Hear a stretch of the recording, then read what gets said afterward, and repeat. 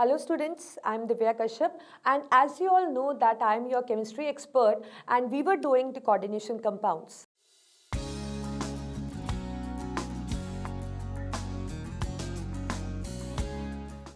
अब हमने अपनी लास्ट वीडियो के अंदर वैलेंस बॉन्ड थ्योरी के पढ़ा था जो कि एक्सप्लेन करना चाह रहे थे, पॉलिंग ने दिया था वैलेंस बॉन्ड थ्योरी, जिसके थ्रू हमने जानना चाहा कि कोऑर्डिनेशन कंपाउंड्स में बॉन्डिंग एक्चुअली होती किस तरह से है या क्या लॉजिक है। हमने कुछ क्वेश्चंस भी किए थे, but you know that there are few shortcomings of valence bond theory. अब देखिए वैलेंस बॉन्ड थ्योरी के अकॉर्डिंग टोटली अगर हम कहें सेंट्रल मेटल एटम और लिगेंड के बीच में जो बॉन्डिंग है वो कोवेलेंट बॉन्डिंग है, ठीक है। लेकिन वो जो थ्योरी है वो काफ़ी चीज़ें एक्सप्लेन नहीं कर पाई। देखिए वहाँ पे जब हम कुछ क्वेश्चंस कर रहे थे तो वहाँ पे वो प्रॉब्लम अराइज हुई थी कि आपको नहीं पता था कि कब आपको वो पेयरिंग करानी है, कब पेयरिंग इलेक्ट्रॉन्स की नहीं करानी, ठीक है। तो मैंने आपसे बताया था कि अगर आपको मैग्नेटिक पैरामैग्नेटिक दिया होता है तो आप पेयरिंग मत कराइए, डायमैग्नेटिक दिया हुआ है तो पेयरिंग करा दीजिए।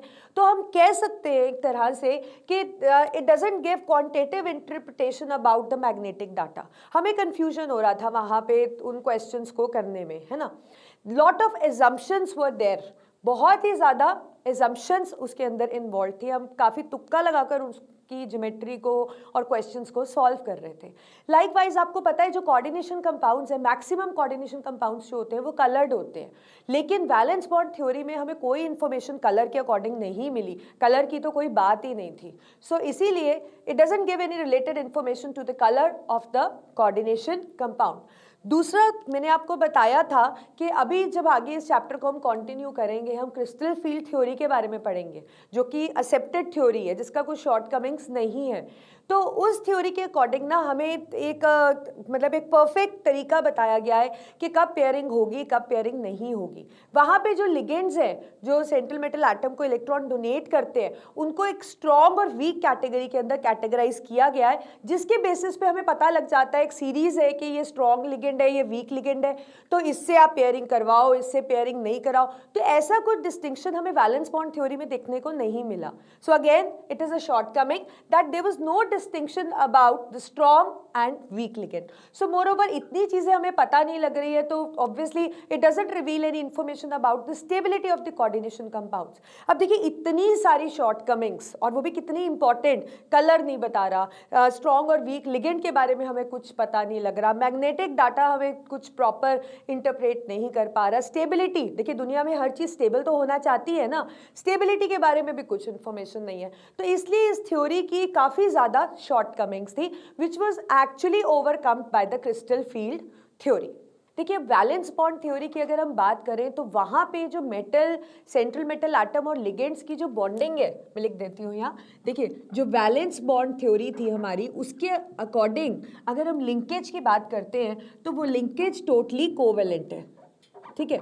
लेकिन जब हम क्रिस्टल फील्ड थ्योरी की बात करते हैं तो क्रिस्टल फील्ड थ्योरी जो है यहाँ पे जो इंट्रैक्शन बता रही है, जो उनके बीच में बॉन्डिंग बता रही है, वो प्योरली इलेक्ट्रोस्टैटिक बता रही है, दैट इज प्योरली इलेक्ट्रोस्टैटिक। देखिए ये थ्योरी हमें ये बताती है कि जो सेंट्रल मेटल एटम है और जो लिगेंड्स हैं they act as point charges. मतलब according to this theory central metal atom हमारे पास है जो, और जो लिगेंड्स हैं हमारे पास, ये दोनों किसकी तरह एक्ट करते हैं, they act as point charges. अब अगर हम देखें कि नेचर ऑफ चार्ज कौन सा है तो देखिए लिगेंड्स जो है उन्होंने क्या करना है, उन्होंने इलेक्ट्रॉन डोनेट करना है ना, दे आर इलेक्ट्रॉन डोनर, या तो उन पे नेगेटिवली चार्ज, वो नेगेटिवली चार्ज है, या फिर उनके पास लोन पेयर है, तो ऑब्वियसली वहां पे इलेक्ट्रॉन्स हैं। तो हम कह सकते हैं कि अगर हम लिगेंड्स की बात करते हैं तो जो लिगेंड्स पे जो चार्ज है नेचर ऑफ चार्ज, तो लिगेंड पे नेगेटिव चार्ज है।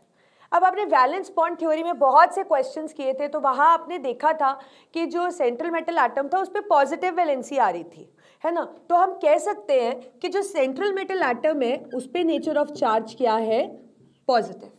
तो सबसे पहला पोस्टुलेट तो यही हो गया कि यहाँ पे जो क्रिस्टल फील्ड थ्योरी है वो इस चीज़ पे स्ट्रेस कर रही है कि जो सेंट्रल मेटल एटम और जो लिगेंड है उनके बीच में जो बॉन्डिंग है वो प्योरली इलेक्ट्रोस्टैटिक है। कैसे, देखिए सेंट्रल मेटल एटम पे चार्ज है, वो चार्ज कौन सा है? पॉजिटिव। जो लिगेंड है उस पे भी चार्ज है, अब उसके पास है लोन पेयर या एक्स्ट्रा इलेक्ट्रॉन्स, तो इसलिए वहां पे नेचर ऑफ चार्ज कौन सा है? नेगेटिव। तो हम कह सकते हैं ये जो पॉजिटिव और जो नेगेटिव चार्जेस हैं ये दोनों आपस में इंटरैक्ट करते हैं, दे इंटरैक्ट विथ ईच अदर। अब देखिए इंट्रैक्शन के लिए कोई इधर है कोई इधर है तो इंट्रैक्शन तो नहीं हो जाएगी ना। अगर किसी ने किसी के साथ बॉन्ड भी करना है तो ligand has to approach the metal atom. ठीक है, तो तीसरा पोस्टुलेट हमारा इसी में से आ जाता है कि बॉन्ड फॉर्मेशन के लिए, बॉन्डिंग के लिए जो लिगेंड्स हैं they ligands approach the central metal atom. जो लिगेंड्स हैं वो सेंट्रल मेटल एटम को अप्रोच करते हैं। अब देखिए ये हो गया आपके पास सेंट्रल मेटल एटम और लेट्स से ये हो गए लिगेंड्स। तो लिगेंड्स दूर दूर है और वो सेंट्रल एटम के पास आ रहे हैं। ठीक है, अब जो मेटल है, मेटल के पास भी अपने इलेक्ट्रॉन्स होंगे। ठीक है, मेटल्स के पास वेकेंट डी ऑर्बिटल भी है, but the metals also possess the electrons also. और लिगेंड्स के पास भी क्या है? इलेक्ट्रॉन्स। बना लेते हैं हम ऐसे। तो लिगेंड्स के इलेक्ट्रॉन्स और जो मेटल है उसके इलेक्ट्रॉन्स में ऑब्वियसली सेम चार्ज है, तो वहां पे क्या चीज आ जाएंगी? Repulsive forces. वहां पे क्या आ जाएंगे? Repulsive forces. तो इसका मतलब पहली बात, जो लिगेंड्स हैं वो सेंट्रल मेटल एटम को अप्रोच करेंगे क्योंकि बॉन्ड फॉर्मेशन के लिए उनको पास आना पड़ेगा। अब जब वो पास आएंगे तो जो मेटल के इलेक्ट्रॉन्स हैं और जो लिगेंड्स के इलेक्ट्रॉन्स हैं तो उनके बीच में क्या होगी? रिपल्शन। अब देखिए मेटल हमने पढ़ा था कि central metal atom D block का मेटल है और उसके पास वेकेंट डी ऑर्बिटल है। ये एक नेसेसरी कंडीशन है, तभी हम सेंट्रल मेटल एटम को कोऑर्डिनेशन कंपाउंड में यूज कर रहे हैं। जानते हो आप इस चीज को।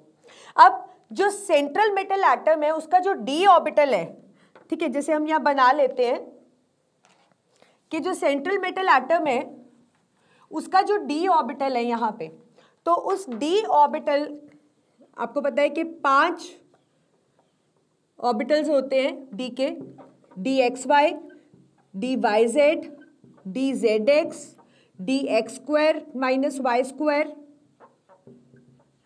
और डी जेड स्क्वायर। पता आपको? तो डी के अंदर ये 5 ऑर्बिटल्स हैं।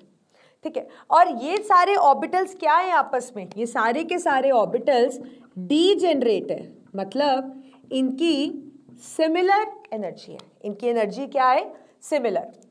लेकिन जब लिगेंड इसको अप्रोच कर रहा है तो यहां पे क्या हो रही है? रिपल्शंस। अब रिपल्शन से क्या होगा? जो डी ऑर्बिटल है उसकी एनर्जी इंक्रीज कर जाएगी, उसकी एनर्जी क्या हो जाएगी? एलिवेट। लेट्स से अभी उनकी एनर्जी इतनी है तो जब लिगेंड्स अप्रोच करेंगे लेट्स से उनकी एनर्जी राइज हो जाएगी, तो ये एलिवेटेड स्टेट पे आ गए। यहाँ पे इनकी एनर्जी जो है रिपल्शन करके राइज हो गई। ठीक है, अब क्या होगा? यहां पे जब ये एनर्जी राइज होगी तो रिपल्शंस तो कंटिन्यू है, लेकिन इस डी ऑर्बिटल की यहां पे जो ये डी जनरेसी है ये ब्रेक कर जाएगी। मतलब रिपल्शंस करके जो एनर्जी है वो फ्लक्चुएट करेगी। वो किस चीज पे डिपेंड करेगी? कि लिगेंड्स किस तरह से अप्रोच कर रहे हैं। अब देखिए ये जो डी ऑर्बिटल्स है, इन ऑर्बिटल्स में से ये जो 3 ऑर्बिटल्स हैं इनकी अगर हम शेप्स देखें तो ये एक्सिस के बीच में है, इस तरह से है ना, डी एक्स वाई। अगर हम करें डी वाई जेड, ये एक्स और वाई एक्सिस के बीच में है, ये वाई और जेड एक्सिस के बीच में है, और ये जेड और एक्स एक्सिस के बीच में है। यही शेप है ना। मतलब आप कह सकते हो कि ये वाले जो 3 ऑर्बिटल्स हैं ये नॉन एक्सियल है। मतलब अगर हम इनकी शेप देखें तो ये एक्सिस के ऊपर बिल्कुल नहीं है, लेकिन ये जो 2 ऑर्बिटल्स हैं अगर हम इनकी शेप देखें तो ये एक्सिस के ऊपर है इस तरीके से। ये हमारा हो गया d x square minus Y square, और डी जेड स्क्वायर भी आपको पता है जेड एक्सिस के ऊपर है इस तरीके से, और एक रिंग भी है इसके आसपास। अब देखिए तो ये दोनों जो ऑर्बिटल्स हैं इनकी शेप में हमने देखा they are on axis, right. तो एक्सिस के ऊपर होने की वजह से इन ऑर्बिटल्स को हम एक नाम दे देते हैं एक्सियल सेट ऑफ ऑर्बिटल्स। ठीक है, जो एक्सिस के ऊपर नहीं है वो नॉन एक्सियल, जो एक्सिस के ऊपर है वो हमारे हो गए एक्सियल। अब देखिए ये जो लिगेंड अप्रोच कर रहा है मेटल के पास आ रहा है, देखिए लिगेंड अप्रोच तो करेगा ना, ये तो पक्की बात है ना बॉन्ड बनाने के लिए। अब जब अप्रोच करेगा तो इलेक्ट्रॉन्स में रिपल्शन भी होगी। अब रिपल्शन से जो डीजेनरेसी है वो टूट गई, मतलब उनकी आप कह सकते हो कि पूरे के पूरे डी ऑर्बिटल की एनर्जी राइज कर गई। अब जो लिगेंड है वो किस डायरेक्शन से आ रहा है, क्या वो एक्सियल वाली डायरेक्शन से आ रहा है या वो नॉन एक्सियल वाली डायरेक्शन से आ रहा है, तो इसलिए ये जो डी ऑर्बिटल्स है इनकी डीजेनरेसी भी टूट जाएगी। मतलब इन पांचों के पांचों ऑर्बिटल्स की एनर्जी तो ज्यादा हुई है लेकिन आपस में भी इसकी एनर्जी में फर्क आ जाएगा and it will split into two sets, it will split into two sets. मतलब जो एक्सियल वाले हैं उनकी एनर्जी अलग हो जाएगी और जो नॉन एक्सियल सेट है उसकी एनर्जी अलग हो जाएगी, मतलब इनके बीच में भी एनर्जी डिफरेंस आ जाएगा। तो ये जो आपके पास दो है ये एक्सियल सेट है, ये कौन सा है, एक्सियल सेट, मतलब d x square minus Y square और डी जेड स्क्वायर। और जो ये नीचे मैंने तीन बनाए हैं ये हमारे पास नॉन एक्सियल है, मतलब d x y, d y z और डी जेड एक्स। अब इस डायग्राम के अकॉर्डिंग आपको लग रहा होगा कि इसकी एनर्जी ज़्यादा हो गई और इसकी एनर्जी इससे कम हो गई। तो अब देखिए हम अभी आगे करेंगे, ये डिपेंड करता है कि लिगेंड कहाँ से अप्रोच कर रहा है। अगर लिगेंड एक्सियल वाली साइड से आ रहा है तो ऑब्वियसली जो रिपल्शन है वो ज़्यादा किसको फील होगी, एक्सियल सेट को होगी। और एक्सियल सेट कौन सा है हमारा, ये, तो इसकी एनर्जी ज़्यादा राइज करेगी। देखिए जिसको ज़्यादा रिपल्शन फील होंगी उसकी एनर्जी ज़्यादा हो जाएगी। अब लिगेंड अगर एक्सियल साइड से आएगा तो एक्सियल सेट को ज़्यादा रिपल्शन होगी, वो ऊपर आ जाएगा, उसकी एनर्जी ज़्यादा हो जाएगी, और नॉन एक्सियल की उससे कम हो जाएगी, जैसे कि मैंने यहाँ शो किया। अगर लिगेंड एक्सियल मतलब एक्सिस के ऊपर ना आकर एक्सिस के बीच में से आ रहा है तो उस केस में क्या होगा, नॉन एक्सियल वालों को ज़्यादा रिपल्शन फील होंगी, उस केस में ये वाली चीज़ ऊपर आ जाएगी और इसकी एनर्जी राइज हो जाएगी। तो कहने का मतलब है इनके बीच में एक एनर्जी गैप तो आ जाएगा, इनके बीच में क्या आ जाएगा, एक एनर्जी गैप। ठीक है, अब वो एनर्जी गैप कितना है, मतलब इन डी ऑर्बिटल की डीजेनरेसी तो टूटनी ही टूटनी है, लेकिन D X by Y Z Z X और D x square minus Y square और जेड स्क्वायर, इनके बीच में कितना गैप आता है, कितना गैप आता है, वो क्या है इनका एनर्जी गैप। और वो टोटली लिगेंड पे डिपेंड करता है कि लिगेंड और सेंट्रल मेटल एटम के बीच में जो रिपल्शंस है वो कितनी है, वो बहुत स्ट्रॉन्ग है या वो बहुत वीक है। अगर रिपल्शन स्ट्रॉन्ग है तो ये गैप भी ज्यादा होगा, अगर रिपल्शन वीक है तो ये गैप भी कम होगा। समझे आप। अब ये जो डी ऑर्बिटल की एनर्जी राइज होना और फिर उसका दो पार्ट्स में स्प्लिट हो जाना, इसी को हम क्या बुलाते हैं, क्रिस्टल फील्ड स्प्लिटिंग। इसको हम क्या बुलाते हैं, क्रिस्टल फील्ड स्प्लिटिंग। और ये कौन एक्सप्लेन कर रहा है, क्रिस्टल फील्ड थ्योरी। तो समझे आप, यही जो डी ऑर्बिटल की एनर्जी राइज हो गई और फिर उसके बाद depending upon the magnitude of the repulsions उनकी भी डीजेनरेसी आपस में टूट गई and they split into two sets, that is crystal field splitting. अब यहाँ पे जो ऊपर आपने देखा कि एक्सियल सेट में दो है, तो इनकी एनर्जी को हम, इन ऑर्बिटल्स को हम Eg से डिनोट करते हैं। किससे डिनोट करते हैं, Eg। और ये तीन ऑर्बिटल्स है, मतलब जो नॉन एक्सियल है उसमें हमारे तीन ऑर्बिटल्स आते हैं ना, तो इनको हम रिप्रेजेंट करते हैं T2G से। आप कंफ्यूज बिल्कुल मत होइए, Eg और T2G से, ये सिंपली एक नाम है सिर्फ जो एनर्जी के पीछे दिया गया है। ठीक है, अब this is the energy gap and they are denoted by Eg and they are denoted by T2G and this is what is crystal field splitting. समझ आ गया आपको। तो आप नोट करिए कि आप इस थ्योरी के पोस्टुलेट में क्या लिखेंगे। पहला पॉइंट आप नोट करिए, पहला पॉइंट आप बताओगे कि क्रिस्टल फील्ड स्प्लिटिंग जो है it totally stress on the bonding which is electrostatic in nature, right. Second postulate इस थ्योरी का आप लिखोगे, according to this theory the central metal atom and ligands they behave as point charges. According to this theory, the central metal atom and ligands, they behave as point charges. Ligands carry negative charge and the central metal atom, because it has vacant d orbital and it needs electron, so that is the reason it carries the positive charge. So this is the second postulate. Third, so whenever the ligand combine with central metal atom, the bonding is totally electrostatic. That means they have electrostatic force of attraction between each other because the metal atom is positively charged and ligand is negatively charged, right? So this is the third postulate. Fourth, for bonding, the ligands has to approach the central metal atom. For bonding, write down, for bonding, the ligand has to approach the central metal atom. Without approaching, it cannot form the bond, right? Fifth, whenever the ligand approach the central metal atom, we know metal possess electrons, ligand possess electrons, so there will be repulsions between the electrons of the ligand and the electrons of the metal atom. So there is going to be repulsions, due to which there will be fluctuation in the energy of the electrons of metal atom, right? Next postulate, the metal atom possess d orbital, and we know that d orbital consists of these 5 orbitals x, y, y, z, zx, x square minus y square and z square, right? So when the ligand approach, the energy of this d orbital rises due to repulsion.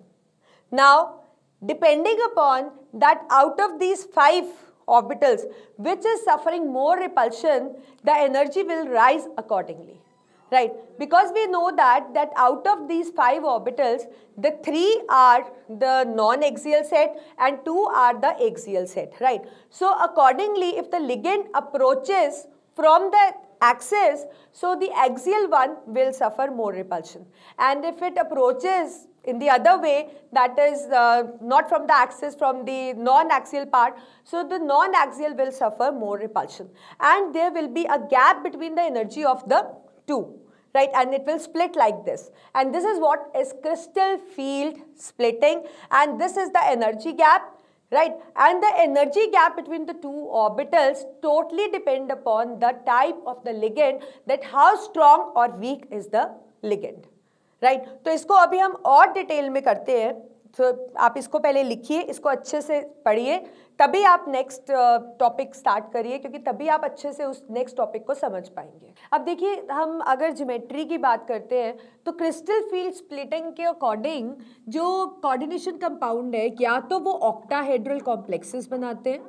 ठीक है, या तो वो octahedral complex बनाते हैं, या फिर उनका जो ज्योमेट्री रहता है वो टेट्राहेड्रल रहता है, मतलब दे फॉर्म टेट्राहेड्रल कॉम्प्लेक्स और दे फॉर्म स्क्वायर प्लानर। तो इसी तरह की ज्योमेट्री जो है मोस्टली शो करते हैं कोऑर्डिनेशन कंपाउंड्स। अब देखिए, कौन से डी ऑर्बिटल की एनर्जी ज़्यादा होगी, कौन से डी ऑर्बिटल की एनर्जी कम होगी, हमने अभी डिस्कस किया कि d x y, y Z, Z x, x square minus Y square और डी जेड स्क्वायर में से जो एनर्जी है वो फ्लक्चुएट करती है एक्सियल और नॉन एक्सियल सेट की। अब मैंने आपको ये भी बताया कि लिगेंड किस तरह से अप्रोच कर रहा है, एक्सिस से आ रहा है या एक्सिस के बीच में से आ रहा है, उस अकॉर्डिंग जो है वो एक्सियल या नॉन एक्सियल सेट की एनर्जी ज़्यादा या कम हो जाती है। तो हम एक एक करके इनको डिस्कस करते हैं। देखिए, अब ऑक्टाहेड्रल कॉम्प्लेक्स है। अब ऑक्टाहेड्रल कॉम्प्लेक्स का अगर मैं शेप बनाती हूँ तो आपके पास इसी तरह से शेप आता है, ठीक है। अब ऑक्टाहेड्रल कॉम्प्लेक्स में क्या रहता है, जब लिगेंड यहाँ पे अप्रोच करता है, मेटल एटम के टूवर्ड्स अप्रोच करता है, तो लिगेंड का जो मूवमेंट है वो थ्रू एक्सिस होता है। लिगेंड कैसे अप्रोच कर रहा है? Through axis. अब आपको पता है कि जो डी ऑर्बिटल है हमारा इस तरह से, जिसकी एनर्जी एलिवेट हो चुकी है, यहाँ मैं शो कर रही हूँ आपको, ये डी ऑर्बिटल की एनर्जी एलिवेट हो चुकी है, तो वो एक्सियल और नॉन एक्सियल सेट में रिपल्शंस होगी। अब एक्सिस के थ्रू आ रहा है तो एक्सियल सेट को ज़्यादा रिपल्शन होगी। तो एक्सिस के ऊपर आपके पास कौन से ऑर्बिटल्स हैं? ऑब्वियसली आपके पास 2 ऑर्बिटल्स हैं, one is d x square minus Y square और दूसरा है डी जेड स्क्वायर। और नॉन एक्सियल सेट को रिपल्शंस उतनी नहीं फील होंगी क्योंकि वो उनका जो शेप है वो एक्सिस के ऊपर नहीं है। तो आपके जो d x y, y Z, Z x है, वो यहाँ पे उनकी एनर्जी जो है कंपैरेटिवली कम होगी, ठीक है। तो हमने पढ़ा था, इसी को हम क्रिस्टल फील्ड स्प्लिटिंग कहते हैं। यहाँ लिख देती हूँ मैं, इसी तरह से आपको एक्सप्लेन करना अगर क्वेश्चन आ जाता है पेपर में तो इसको हम बताते हैं क्रिस्टल फील्ड स्प्लिटिंग। अब यहाँ पे क्या आ गया, ये पूरा इनके बीच में ये आ गया energy gap. This is energy gap which is denoted by delta naught, ठीक है। अब ये जो स्प्लिटिंग है और ये जो एनर्जी का डिफरेंस है उसको हम बुलाते हैं CFSE, that is crystal field splitting energy. Simple सी बात है, क्रिस्टल फील्ड स्प्लिटिंग एनर्जी। अब ये थी आपके पास बेस लाइन, ये आपके पास क्या थी, बेस लाइन, जहां से एनर्जी फ्लक्चुएट हुई। अब जो ऊपर वाले हैं इनकी एनर्जी मैंने आपको बताया था हम Eg से डिनोट करते हैं और इसकी एनर्जी हम T2G से डिनोट करते हैं, ठीक है। अब बेस सेंटर से, ये बेसिक लाइन से इनका जो एनर्जी ज्यादा हो जाता है that is given by a value 3/5 delta not. इसमें कुछ इस वैल्यू का लेना नहीं है, सिर्फ आपको बता रहे हैं कि बेसिक सेंटर से इनकी एनर्जी इतनी ज़्यादा हो जाती है और इसकी एनर्जी कितनी हो जाती है, बेसिक सेंटर से कितनी कम हो जाती है, कितनी फ्लक्चुएट करती है, 2/5 डेल्टा नॉट। तो इस तरह से आप इसको एक्सप्लेन करोगे। तो आप समझ गए कि ऑक्टाहेड्रल कॉम्प्लेक्स जब होगा तो ऑब्वियसली एलिवेशन तो होगा एनर्जी में, उसके बाद जब स्प्लिटिंग होगी तो Eg की जो यहाँ पे एनर्जी होती है वो ज़्यादा होगी T2G से। उसका रीज़न ये है क्योंकि ये एक्सिस के ऊपर है और ये एक्सिस के ऊपर नहीं है, नॉन एक्सियल है और इस केस में जो लिगेंड है वो थ्रू एक्सिस अप्रोच कर रहा है। और ये जो गैप है this is CFSC, delta not से डिनोट करेंगे। जो Eg की एनर्जी है वो 3/5 डेल्टा नॉट और जो T2G की एनर्जी है दैट इज 2/5 डेल्टा नॉट। अब लिगेंड का नेचर क्या है, जो आपके पास अप्रोच कर रहा है वो स्ट्रॉन्ग लिगेंड है या फिर वो वीक लिगेंड है, उस हिसाब से ये CFSC की वैल्यू होगी।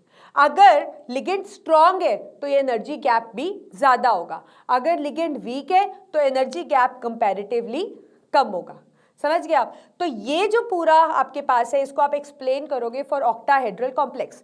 अब जब कोई ऑक्टाहेड्रल कॉम्प्लेक्स का क्वेश्चन आ जाएगा तो आपको याद रखना है कि इसके अंदर Eg की एनर्जी ज़्यादा होती है और T2G की एनर्जी कम होती है और रीज़न आपको पता होना चाहिए क्योंकि लिगेंड एक्सिस से अप्रोच करता है।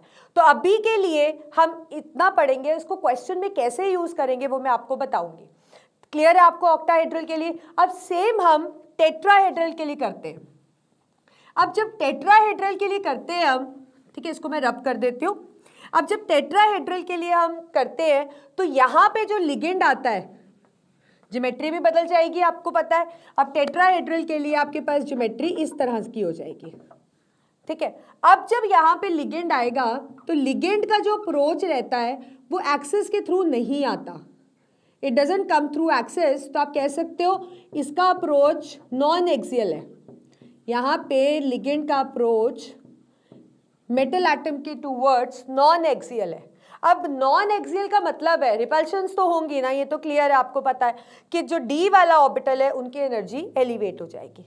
अब यहाँ पे जब वो नॉन एक्सियल अप्रोच कर रहा है तो किसको रिपल्शंस ज़्यादा फील होंगी, ऑब्वियसली नॉन एक्सियल सेट। और नॉन एक्सियल सेट आपके पास कौन सा है, यही है ना, DXY, DYZ और DZX, ठीक है। और जो एक्सियल सेट है उसको रिपल्शंस कंपैरेटिवली कम होगी तो उनकी एनर्जी कम फ्लक्चुएट होगी।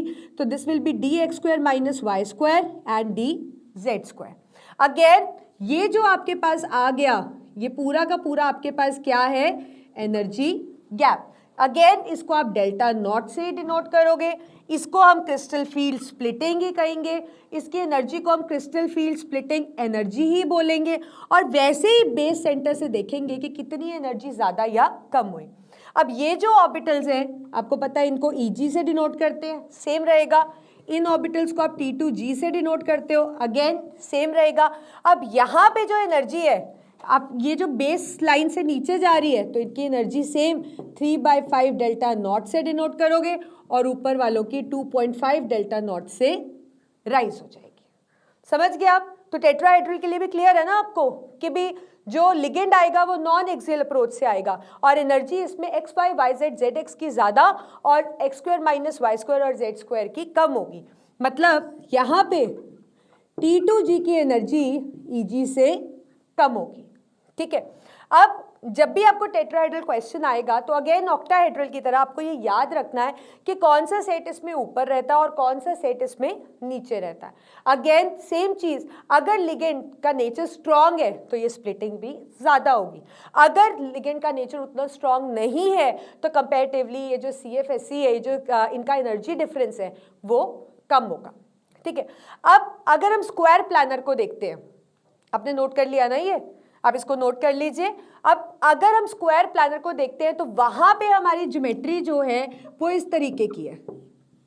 ठीक है, अब इसका आपको इतना डिटेल में नहीं जाना, इसका हम आप कह सकते हो कि ड्यू टू सम थर्मोडायनेमिक और थर्मोडायनेमिक रीजंस, इसके अंदर हम सीधा देखेंगे कि जो ऑर्बिटल्स है उनकी एनर्जी किस फॉर्म में है। ठीक है, तो इसके अंदर जो एनर्जी का आप कह सकते हो, जो डी ऑर्बिटल की एनर्जी डीजेनरेसी टूटती है वो कुछ ऐसे ऑर्डर में एक्सियल नॉन एक्सियल में नहीं टूटती, आपको बहुत अलग तरह का इसमें डी ऑर्बिटल की एनर्जी में डिफरेंस दिखता है। The reason is the thermodynamic reason, this is what you need to right.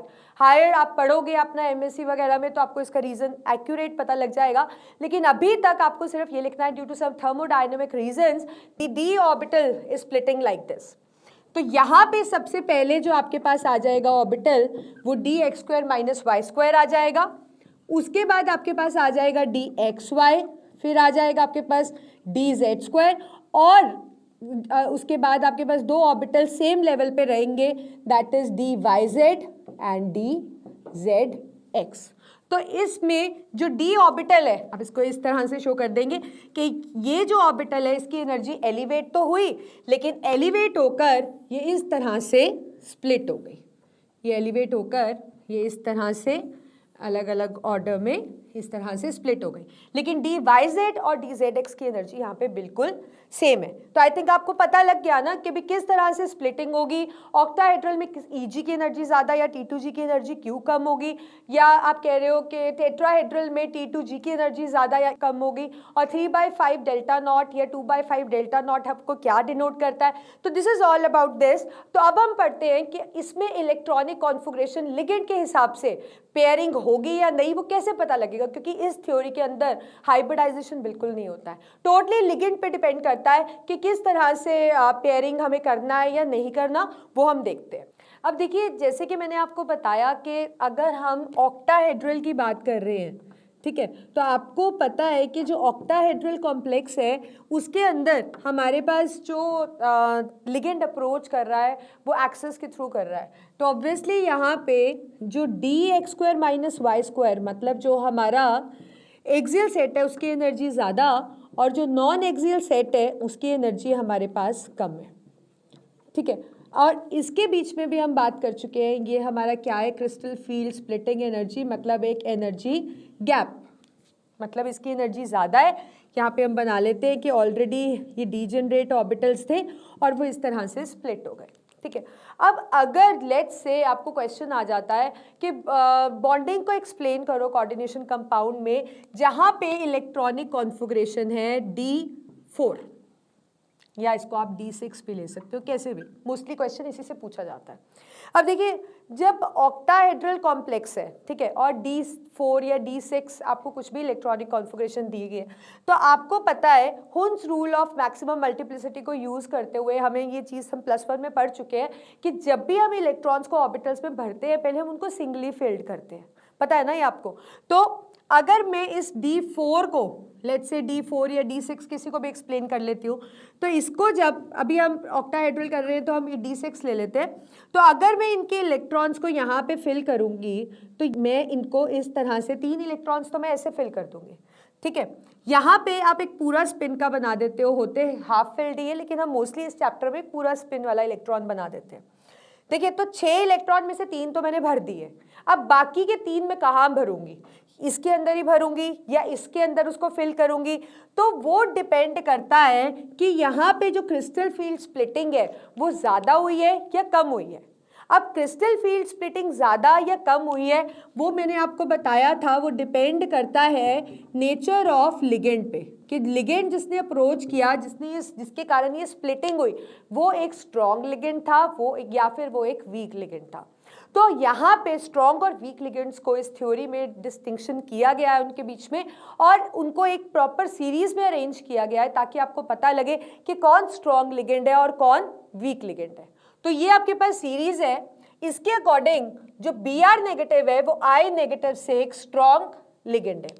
Similarly Cl negative Br negative से स्ट्रॉन्ग है, F नेगेटिव Cl नेगेटिव से स्ट्रॉन्ग है, ये इससे स्ट्रॉन्ग है। तो इसका ऑर्डर इस तरह से हमारे पास स्पेक्ट्रोकेमिकल सीरीज का है, जिसके अंदर हमने स्ट्रॉन्ग लिगेंड्स और वीक लिगेंड्स को एक आप कह सकते हो ऑर्डर में अरेंज किया है कि हमारे पास इंक्रीजिंग ऑर्डर है लिगेंड की स्ट्रॉन्गनेस के ऊपर। तो इस जितने मैंने यहाँ पे लिगेंड्स लिखे हैं उसमें आप देखिए CO हमारे पास स्ट्रॉन्ग लिगेंड आ रहा है। एक और चीज़ मैं आपको बताती हूँ कि अगर आप स्पेक्ट्रोकेमिकल सीरीज पूरी लर्न नहीं कर पाए तो जहाँ पे C का यूज़ होगा, जहाँ पे N का यूज़ होगा, वो मोस्टली स्ट्रॉन्ग लिगेंड्स होंगे। और आपको एग्जाम में क्वेश्चन मोस्टली आएगा ही ऐसे ग्रुप से जिसमें CN, CN, NH3 इनका यूज़ होगा। अपार्ट फ्रॉम इट ऐसा नहीं कि आपको लर्न नहीं करना, आपको स्पेक्ट्रोकेमिकल सीरीज पूरा लर्न करना है, पर ये मैं आपको सिर्फ एक बेसिक आइडिया दे रही हूँ। अब देखिए, सपोज यहाँ पे मैं आपसे कहती हूँ कि मेरे पास लिगेंड जो है वो स्ट्रॉन्ग है, स्ट्रॉन्ग लिगेंड ने अप्रोच किया, लेट्स से हम CN ले लेते हैं, ठीक है। अब स्ट्रॉन्ग लिगेंड होगा तो ये जो स्प्लिटिंग है वो भी ज़्यादा होगी, इनके बीच में एनर्जी गैप भी ज़्यादा होगा। अब जब एनर्जी गैप ज़्यादा होगा तो जब आप D6 वाली इलेक्ट्रॉनिक कॉन्फ़िगरेशन भरना चाहोगे तो 3 तो आपने भर दिए, क्या वो 3 आप ऊपर भर पाओगे? नहीं भर पाओगे, क्योंकि उनके बीच में एनर्जी गैप ज़्यादा है। ज़्यादा होने की वजह से there will be no D-D transition, मतलब एक d ऑर्बिटल से दूसरे d ऑर्बिटल में एनर्जी बैरियर को क्रॉस करके इलेक्ट्रॉन नहीं फिल हो पाएगा। तो उस केस में हम क्या करेंगे कि वो जो बाकी के 3 इलेक्ट्रॉन्स हैं उनको हम यहीं पे पेयर कराएंगे। आ गया ना आपके पास यहाँ पे कंसेप्ट पेयरिंग वाला, जो कि वैलेंस बॉन्ड थ्योरी में आप सिर्फ एक तुक्का लगाकर कर रहे थे कि कब पेयरिंग करना है कब पेयरिंग नहीं करना, ठीक है। अब यहाँ पे आपको बताया गया है कि अगर लिगेंड स्ट्रॉन्ग है और उस d ऑर्बिटल्स के बीच में एनर्जी डिफरेंस ज़्यादा कर दिया है तो आप D-D ट्रांजिशंस नहीं कर पाओगे, इलेक्ट्रॉन्स ऊपर वाले जिनकी हायर एनर्जी है उसमें फिल नहीं कर पाओगे, तो आपको यहाँ पे पेयरिंग करानी पड़ेगी। तो इलेक्ट्रॉनिक कॉन्फ़िगरेशन इस तरह से होगी, ठीक है। अब आप देखिए यहाँ पे कोई भी स्पिन, आप कह सकते हो हाफ स्पिन वाले इलेक्ट्रॉन्स नहीं रहे, सारे फील्ड हो गए। अब फील्ड होने की वजह से है ये एक लो स्पिन कॉम्प्लेक्स है, क्योंकि यहाँ पे स्पिन आपस में कैंसिल हो गए हैं। So this complex is low spin complex. और अगर इसकी मैग्नेटिक बिहेवियर की बात करें वो भी क्लियर है यहाँ पे कि that this is diamagnetic in nature, ठीक है। अब आपको मैंने बताया था कि कोऑर्डिनेशन कंपाउंड्स कलर्ड भी होते हैं ना। अब क्या यहाँ पे D-D ट्रांजिशंस हो पाई? नहीं हो पाई ना। अगर D-D ट्रांजिशंस हो पाती तो आपको पता है कि हम एनर्जी देते, वो एक्साइट हो जाता, एक्साइट होकर वो कुछ देर तक रहता और फिर वापस से अपने शेल में आता, और जो एनर्जी इमिट होती वो विजिबल रीजन में लाई करती और वो कलर हो जाता जो वो ट्रांसमिट करता, ठीक है। अब यहाँ पे कलर होगा या नहीं होगा वो इसी पे डिपेंड करता है कि D-D ट्रांजिशंस होंगी या D-D ट्रांजिशंस नहीं होंगी। देखिए कलर वाले टॉपिक को भी हम सेपरेट रखते हैं, सिर्फ आइडिया के लिए मैंने आपको बताया, हम उसको अलग से लेंगे, वहाँ पे प्रॉपर कलर्स हम पढ़ेंगे अच्छे से। तो यहाँ पे मैं बात कर रही हूँ कि पेयरिंग होगी या नहीं, D-D ट्रांजिशंस होंगी या नहीं होंगी, और कॉम्प्लेक्स लो स्पिन कॉम्प्लेक्स होगा या हाई स्पिन कॉम्प्लेक्स होगा। अब यहाँ पे तो पेयर हो गया ना, तो लो स्पिन कॉम्प्लेक्स हो गया। लेकिन अगर मैं आपसे बोलती कि यहाँ पे स्ट्रॉन्ग लिगेंड की जगह वीक लिगेंड ने अप्रोच किया तो यहाँ पे स्प्लिटिंग उतनी नहीं होती है ना। तो उस केस के अंदर जो बाकी के 3 इलेक्ट्रॉन्स हैं वो हम इस तरीके से फिल कर पाते, 2 इधर, और फिर यहाँ से इसको Hund's rule of maximum multiplicity को यूज करते हुए फिलिंग करते। अब यहाँ पे आप देखिए सिंगल स्पिन वाले काफी इलेक्ट्रॉन्स हैं आपके पास, तो अगर ऐसा होता तो वो कॉम्प्लेक्स क्या बन जाता? हाई स्पिन कॉम्प्लेक्स, ठीक है। तो इस तरह से आपको पता लग जाता है पेयरिंग कब करानी है कब नहीं करानी। That totally depends upon the splitting, कितनी स्प्लिटिंग ज्यादा या कम हो रही है, which further depend upon the nature of the ligand, that whether you are using a strong ligand और you are using a weak ligand. तो इस तरह से ये पूरा डी ट्रांजिशन आपको क्रिस्टल फील्ड स्प्लिटिंग पे एक्सप्लेन करना है. So this is about the crystal field splitting, octahedral, tetrahedral, square planner, किस तरह से अरेंजमेंट होगा. अब हम कलर ऑफ कोऑर्डिनेशन कंपाउंड्स की अगर बात करते हैं तो मैंने आपको बताया कि जो कलर है कोऑर्डिनेशन कंपाउंड का वो टोटली डिपेंड करता है डी ट्रांजिशंस पे, है ना, कि डी ट्रांजिशंस पॉसिबल हैं कि नहीं. और आपको ये भी पता है कि डी ट्रांजिशन तब होगी जब जो एनर्जी डिफरेंस है, जब एनर्जी डिफरेंस है वो उतना ज़्यादा नहीं होगा. डी ट्रांजिशंस होने के लिए जो एनर्जी डिफरेंस है वो लेस होना चाहिए, है ना. और आपको ये भी पता है कि एनर्जी डिफरेंस लेस कब होगा. एनर्जी डिफरेंस लेस तब होगा जब लिगेंड जो अप्रोच कर रहा है वो वीक लिगेंड होगा, है ना. नहीं तो बिल्कुल इससे ऑपोजिट होगा, स्ट्रॉन्ग लिगेंड होगा, एनर्जी डिफरेंस मोर होगी, डी ट्रांजिशंस नहीं हो पाएंगी. देखिए, अब जब डी ट्रांजिशंस पॉसिबल होंगी वो तभी होंगी ना जब एनर्जी गैप कम होगा. तो तब जब आप उस पर एक लाइट फॉल करोगे तो वो कुछ आप कह सकते हो पर्टिकुलर रेडिएशन की लाइट को एब्जॉर्ब कर लेगा और उसके बाद एक्साइट हो जाएगा हाई एनर्जी लेवल पे, कुछ देर वहाँ रहेगा, लेकिन एक्साइटेड स्टेट आपको पता हमेशा अनस्टेबल होती है, वापस से अपनी ओरिजिनल स्टेट में आएगा. और जब वो वापस आएगा तो एक रेडिएशंस जो उसने एमिट की होगी उसी तरह की वो रेडिएट करेगा, जो कि ट्रांसमिटेड रेडिएशन होगी वो एक पर्टिकुलर वेवलेंथ की होगी, विजिबल रीजन में लाई करेगी और वही उस कंपाउंड का कलर होगा. ठीक है, तो इसका मतलब कलर होने के लिए डी ट्रांजिशंस तो ज़रूरी हैं, ये तो क्लियर है ना आपको. अब हम यहाँ पे पढ़ेंगे जो कलर है कोऑर्डिनेशन कंपाउंड का वो किस तरह से होगा या किस पे डिपेंड करेगा. देखिए, वो टोटली डिपेंड करेगा that what magnitude of radiation it absorb, क्योंकि अगर वो एक पर्टिकुलर एब्जॉर्प्शन करेगा तो जो ट्रांसमिटेड रेडिएशन होगी वो भी एक पर्टिकुलर वेवलेंथ की होगी. हमारे पास कॉम्प्लीमेंट्री कलर्स होते हैं, अगर ये वाला रेडिएशन एब्जॉर्ब किया है तो ट्रांसमिटेड ये होगा, इतनी वेवलेंथ वाला होगा. तो इसको समझने के लिए हम यहाँ पे एक कलर व्हील बना लेते हैं. हम इसको समझने के लिए इसको इजी करते हैं, एक कलर व्हील हम बना लेते हैं. देखिए, इस कलर व्हील के अंदर मैं इसको एक व्हील की तरह का बना लूंगी, राइट. हम इसको इस तरह से ड्रॉ करते हैं, हमें इजी रहेगा इसको लर्न करना. फिर अब इस कलर व्हील में लेट्स से यहाँ पे मैं 400 नैनोमीटर वैल्यू ले लेती हूँ रेडिएशन की. इसको मैं यहाँ मतलब इसकी रेंज ले लेती हूँ 800 नैनोमीटर तक. लेट्स से ये हमारा हो जाता है 560 नैनोमीटर. ठीक है, अब सपोज कोई कलर्ड कंपाउंड जो रेडिएशन एब्जॉर्ब कर रहा है, लेट्स से वो रेड कलर की कर रहा है, वो एब्जॉर्ब क्या कर रहा है, रेड कलर की कर रहा है. रेड कलर की आपको अप्रॉक्सीमेटली 750 800 मतलब जितनी भी रेडिएशन एब्जॉर्ब कर रहा है वो इस रीजन में ही आएगी. रेड कलर की रेडिएशन वो एब्जॉर्ब कर रहा है. अब जब वो ट्रांसमिट करेगा तो वो रेडिएशन का जो कलर होगा that is going to be green, because red का जो कॉम्प्लीमेंट्री कलर है वो कौन सा है, ग्रीन. सिमिलरली अगर वो वॉयलेट रेडिएशन एब्जॉर्ब करता है तो वो कलर कौन सा एमिट करेगा, it is going to be yellow, क्योंकि जो ट्रांसमिटेड लाइट होगी उसकी जो वेवलेंथ होगी वो येलो को कॉरेस्पॉन्ड करेगी. सिमिलरली अगर वो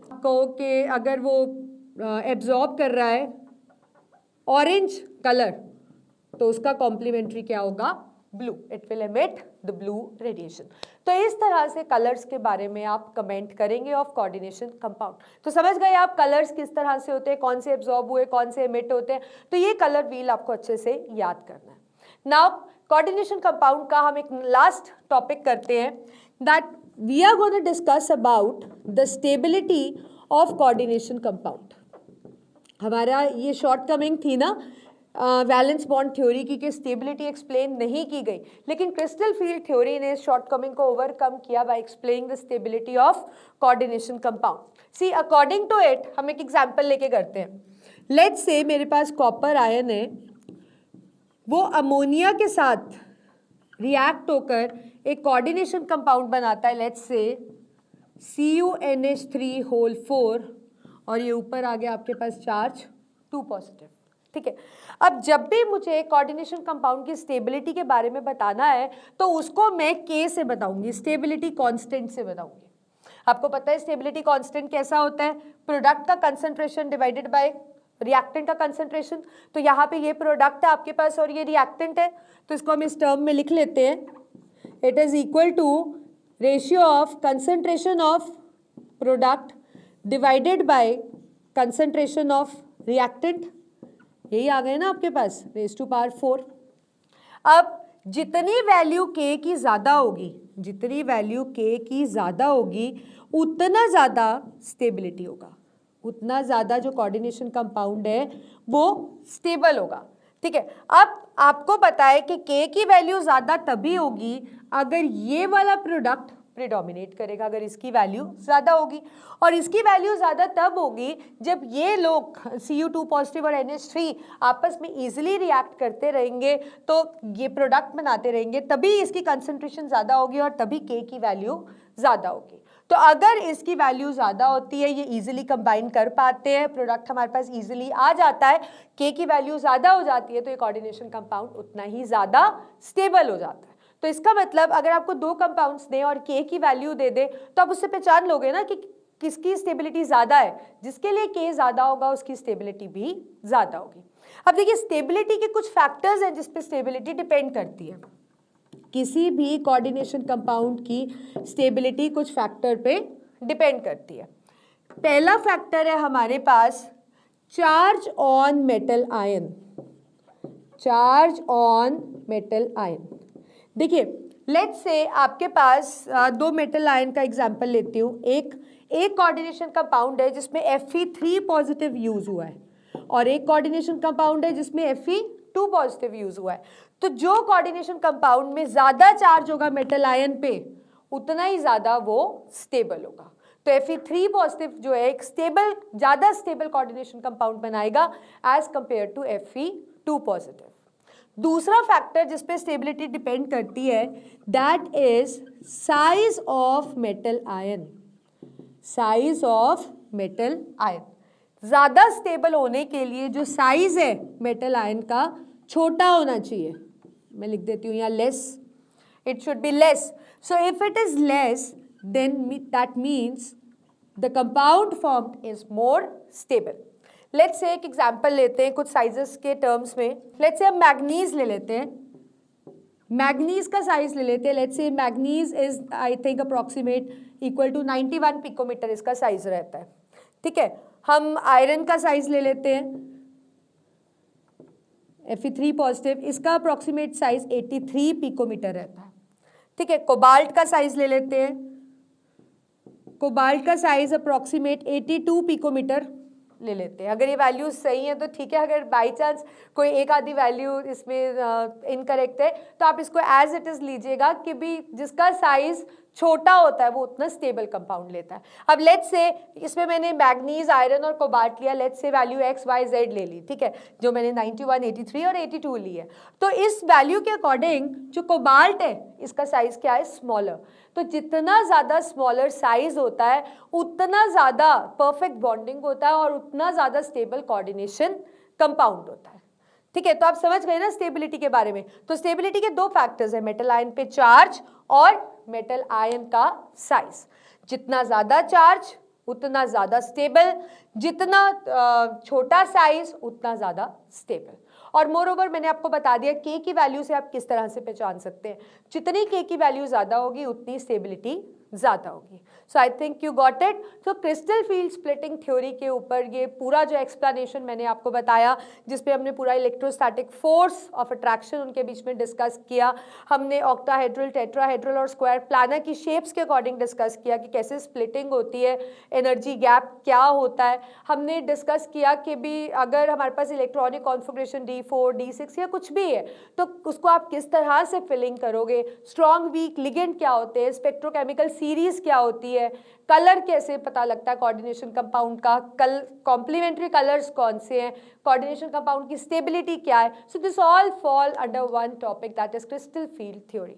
तो ये बहुत इंपॉर्टेंट है, इसको अच्छे से आप लर्न करो क्योंकि पेपर में क्वेश्चन इस पे पक्का आता है। और मोस्टली जो क्वेश्चन आता है वो D6, D4 इलेक्ट्रॉनिक कॉन्फ़िगरेशन के बेसिस पे आता है। अभी हम एक क्वेश्चन बैंक भी आपको मैं अलग से दूंगी जिसके अंदर will be discussing all the questions according to the topic. ठीक है, वी हैव डिस्कस्ड।